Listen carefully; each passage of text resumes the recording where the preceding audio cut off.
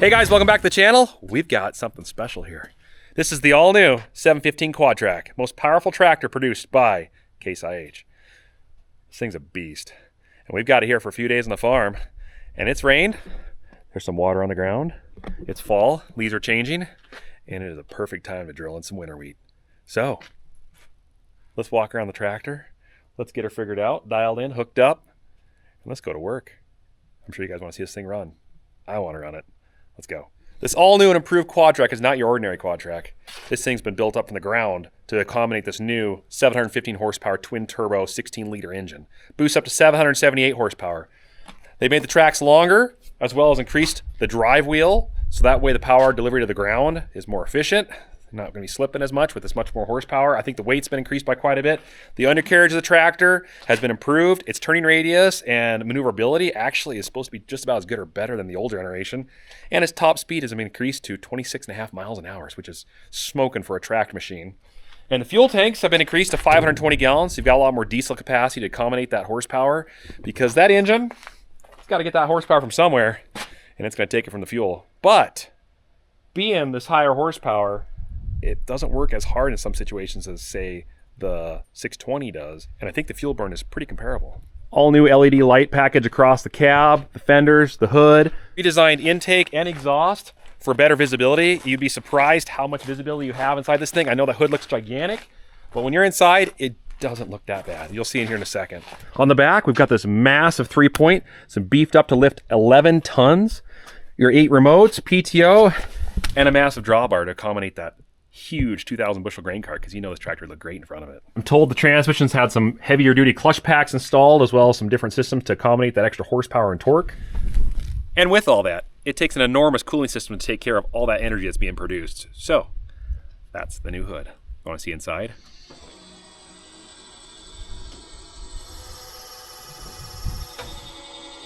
Just look at the size of the cooler on that thing. These tractors do a lot of work in, say, like Arizona, where it gets, 110, 115 degrees. They got to keep these things cool. That much horsepower, it takes a big heat exchanger to get that heat out of that fluid and into the air. That's what that is. Air cleaners are conveniently tucked up under the hood there. There's a cover right here that's magnetic, pops off, pull the covers out, clean the clear cleaners, shove them back in. These panels come off, but check this out. We've got a sweet access to our engine dipstick. So you don't even have to lift the hood up. You literally just open the quick access door, pull the dipstick out, check it, put it back in. It's time for turbo candy. Ooh. Ah. Oh. Yeah. Okay. All right. Just for fun of it, let's follow where the air goes. So, intake over there on that side comes down around up into the air cleaner, air boxes. There's 2 air cleaners. They both branch off, run down this tube into, looks like your first compressor or turbocharger, which then boosts it up. A lot of heat's generated in that air as it's being compressed. Your exhaust is going down that way. Boosted air into here. Got a big old intercooler, which is taking cool air from the front, cooling it back down. Then it hits compressor number 2, which then boosts it again, takes it down here, drops under, and I think there's another cooler under there, which then takes it around and brings it up onto the other side of the engine where it enters into the intake. It is enormous under here. Wow, that is sweet. All right, let's fire it up, see what it sounds like with the hood open.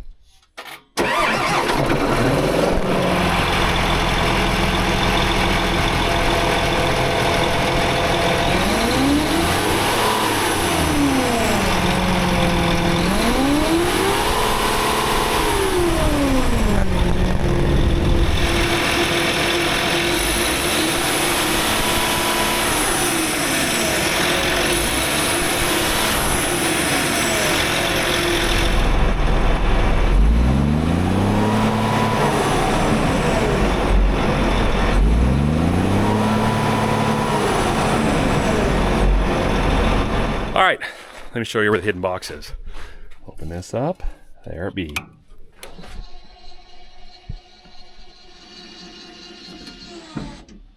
All right, I think it's time. We don't want the ground to dry out yet. We just got a rain. Got to take advantage of the soil. So let's get the air drill hooked up and let's go. Oh.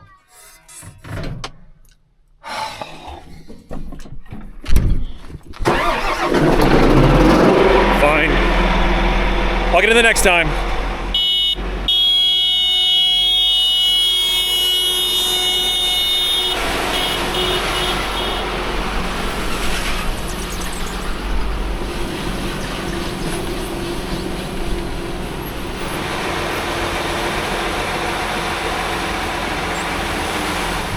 We're hooking onto air drill. Gonna go see some winter wheat. Yeah. So we'll be pairing the 715 Quadtrac up with the 3555 air cart. Still got it on the farm. And our 70-foot 700 flex hoe 12-inch spacing drill. It's gonna be a good combination. I love the fact that you can see the hitch and it's easy to back up. That's a nice feature.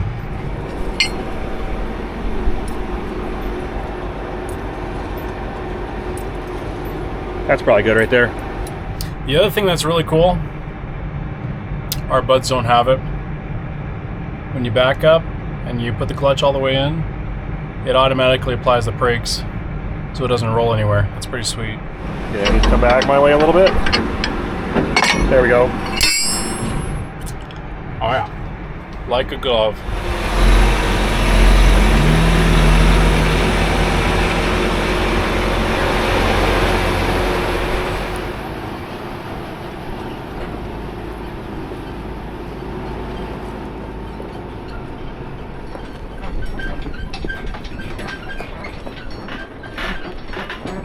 We're gonna run down and grab a tandem truck so we can get some wheat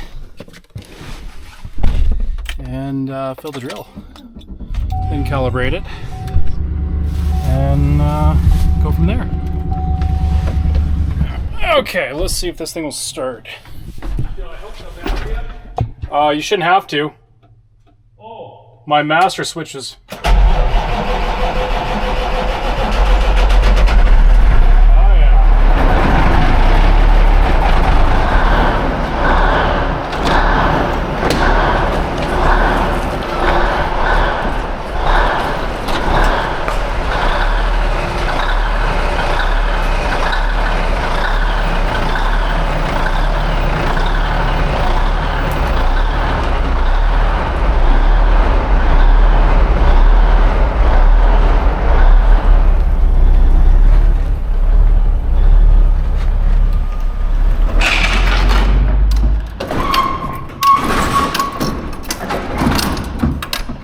This door's seen better days. Like, it's pretty beat up. That's one way to put it.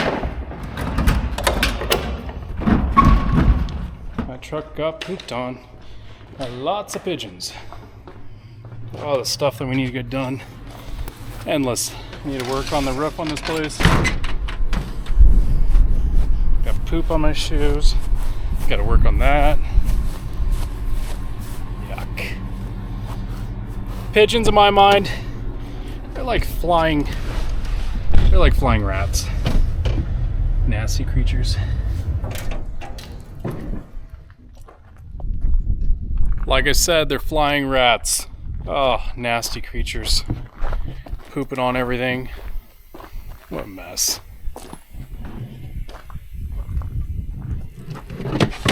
Fun. It's a crappy job to do.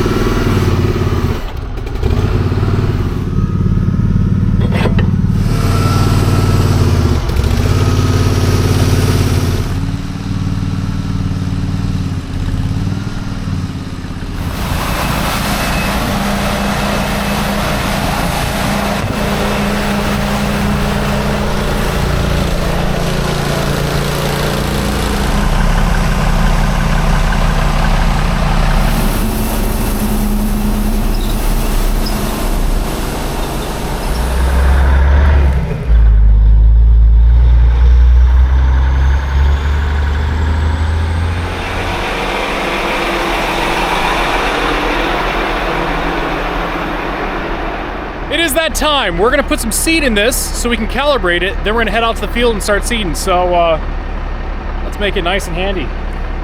Pretty sweet system, honestly. Oh yeah, look at that. There we go. Beautiful. All right, now we're gonna put this in the back tank. So let me go up there and open the hatch. I think it's, there we go. Now this back tank, because we're not putting any fertilizer on, we're just gonna seed with one tank for right now. It's got 2 opening lids because it's such a big tank. I love that, by the way. All right. Everything looks good in there. And it looks good in there. All right. Should be good. If you're hearing a beeping sound, the monitor's telling me like, hey, the ladder's down. Don't drive it. That's actually pretty nice little deal. Okay. I'll let you guys watch me do this because I need 2 hands for this.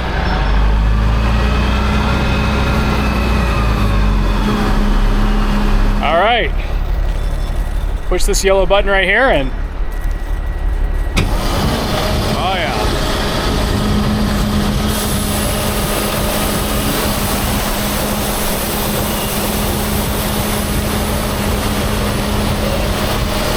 That moves some product. Moves a lot of product. Love it. You know, I think what's nice about this cart, a lot of things actually. I love the scale on it. I love the fact that you can shut off electric motors to each run. That's a sweet feature. Plugging it, like if you ever have plugs in those electric motors, you can take the cartridge out and change them quickly. It's nice. I like this conveyor. This is a sweet conveyor, especially for this thing right here. But yeah, it's a sweet cart. I like this thing. 35.55. All right. I don't know why this shouldn't run because we were seeding when we quit. I'm not really too worried about that. We'll know more as we get out in the field, but the cart and the Case IH 715 Steiger should run flawlessly. In fact, I don't know about you guys, but I think we're going to try to stretch this cart even longer. You know, you take that thing, sink that thing in the ground, throttle up, we'll stretch it. I hope, because we want a bigger cart. So the seed here is actually pretty decent. We had it cleaned, and there's no oat seeds, no other weed seeds in there, so it's gonna go in the ground clean, and we won't have to worry about contaminating it. We're not gonna put treat on. We just decided not to. Make it simpler. But the nice thing about winter wheat is it'll sprout in the fall, hopefully grow some root structure, and then next spring it'll start growing and it'll have a head start, and by rights should have more yield than our spring wheat. But hopefully this year, gosh, I hope we get some snow and get some sub moisture, because we're still dry. We are so dry. We're at this year, we're still 5 inches of rain total. Yeah, doesn't say much.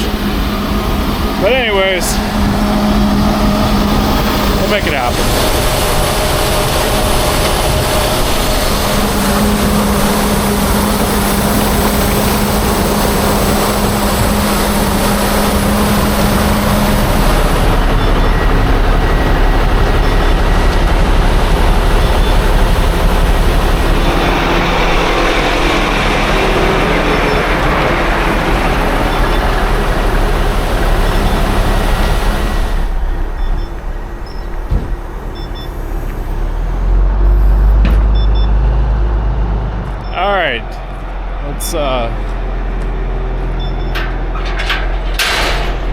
Let's drive this thing on the concrete, and then we'll go into calibration mode, calibrate it.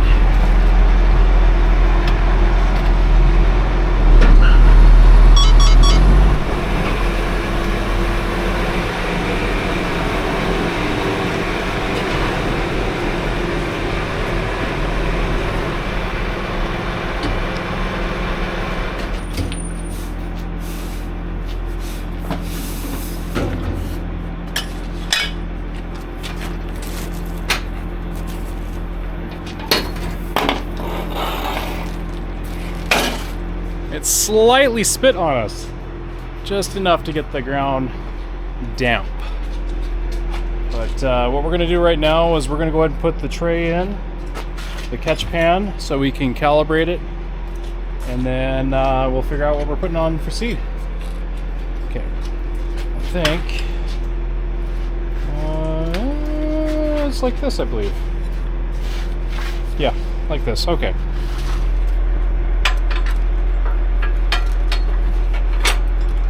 All right, I'm going to go to the calibration mode. So let's go to, let's see, meter calibration.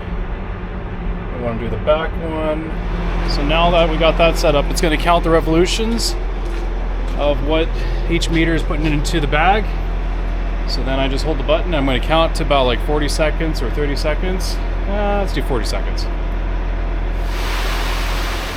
Okay, about 40 seconds. And then what we're going to do is we're going to take the bag off. All right. Go get a bucket. We'll weigh the bucket first to find out how much it weighs. And then we'll dump this into the bucket. And then we'll weigh the final product. And then after it's weighed, we'll subtract the weight off the bucket. And then that should give us how many... that one's pretty nasty. We won't use that one. And then that'll give us the desired amount. Let's try this one. There we go. Beautiful. Okay, 2¼ pounds is what this bucket weighs. Let's weigh this, and then I'll dump and I'll weigh this again. You want to do that instead? Well, we could try it. I was just curious. Huh?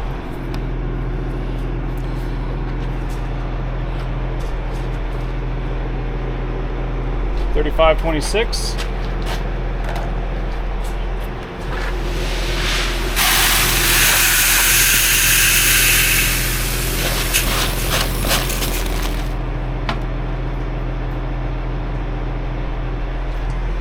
Okay, so about 5.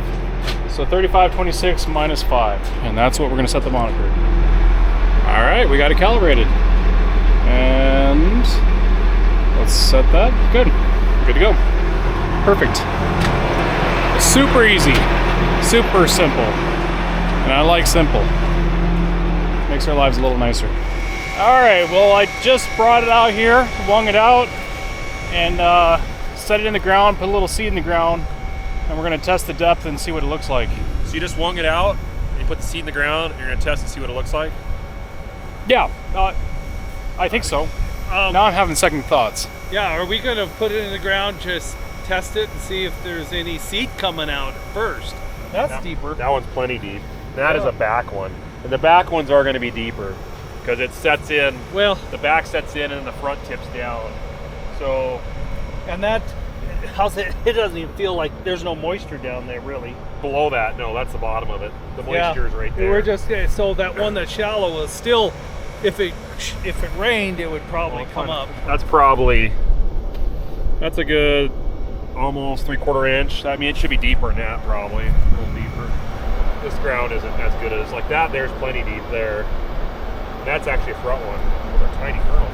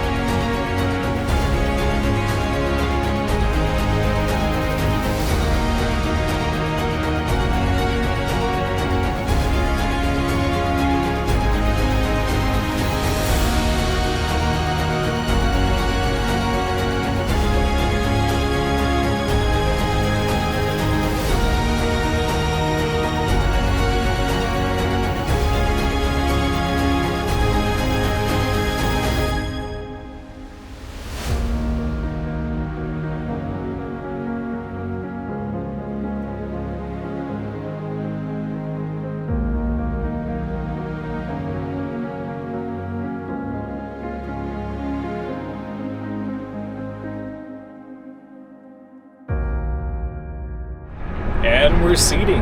Oh man, this thing's sweet. I've been seating for probably about 3 minutes now, and it's a learning curve for me to try to understand all of the doodad gadgets on this monitor, but it's actually pretty sweet. So far, I'm in 6th gear, 1600 RPM, going about 5.3 mile an hour, and I'm only using about 11.6 fuel, or let's see, 11.1. There we go, 11.1 gallons per hour. So that's not too bad, actually. Actually, that's very impressive. There's no point for me to run this thing hard. It's got plenty of power for pulling this setup. I don't even know what's back there. Honestly, it feels the same as driving unhooked with a cart versus hooked with a cart.